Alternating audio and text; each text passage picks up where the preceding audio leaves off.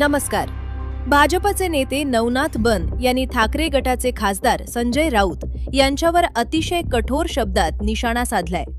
संजय राऊत म्हणजे शेवटचा फडफडणारा दिवा अशी टीका करत त्यांनी उद्धव ठाकरे, ममता बॅनर्जी आणि काँग्रेसवरही जोरदार हल्लाबोल केलाय. नेमकं काय घडलं? हा वाद इतका का वाढला? आणि आता या आरोप प्रत्यारोपांमुळे महाराष्ट्राच्या राजकारणात कोणती नवी चर्चा सुरू झालीये? पुढे जाण्याआधी एक विनंती करेन, तुम्हाला आमचे व्हिडिओ आवडत असतील पण अजून तुम्ही चॅनलला सबस्क्राईब केला नसेल तर चॅनलला लगेच सबस्क्राईब करून घ्या. राज्यातील राजकारण पुन्हा एकदा तापलेलं दिसतंय. ठाकरे गटाचे खासदार संजय राऊत यांच्या एका विधानानंतर भाजप आक्रमक झालीये.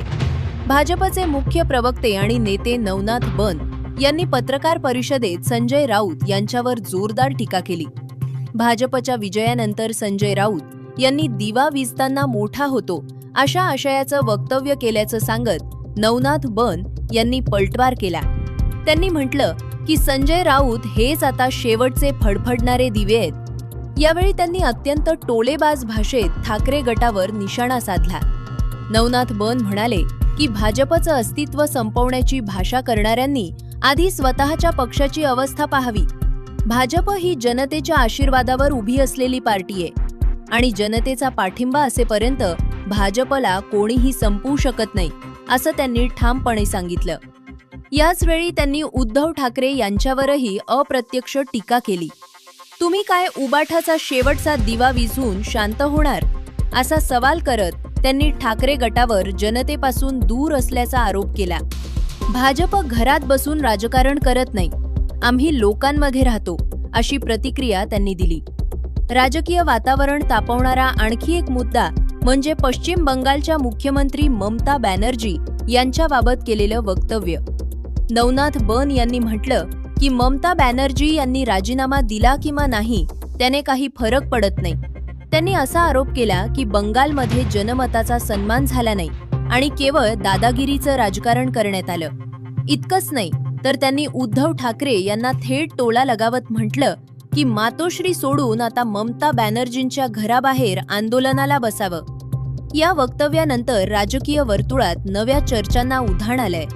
नवनाथ बन यांनी काँग्रेसवरही जोरदार निशाणा साधला. त्यांनी काँग्रेसची तुलना अजगरशी केली. काँग्रेस आपल्या सहकाऱ्यांना गिळंकृत करते असं म्हणत त्यांनी इंडिया आघाडीवर प्रश्नचिन्ह उपस्थित केलं. पश्चिम बंगालमध्ये ममता बॅनर्जी एकट्याच लढल्या आणि काँग्रेसला एकही जागा मिळाली नाही असं सांगत त्यांनी विरोधकांच्या एकजुटीवर टीका केली. तसेच दक्षिणेतील राजकारणाचाही उल्लेख करत त्यांनी म्हटलं की काँग्रेसनं टीव्ही केला मदत करून डीएमकेलाच अडचणीत आणलं, त्यामुळे विरोधकांमध्ये एकजूट नसल्याचा दावा त्यांनी केला. दरम्यान नवनाथ बन यांनी ठाकरे गटातील अंतर्गत परिस्थितीवरही भाष्य केलं. आधी तुमचे आमदार आणि खासदार सांभाळा असा टोला त्यांनी लगावला.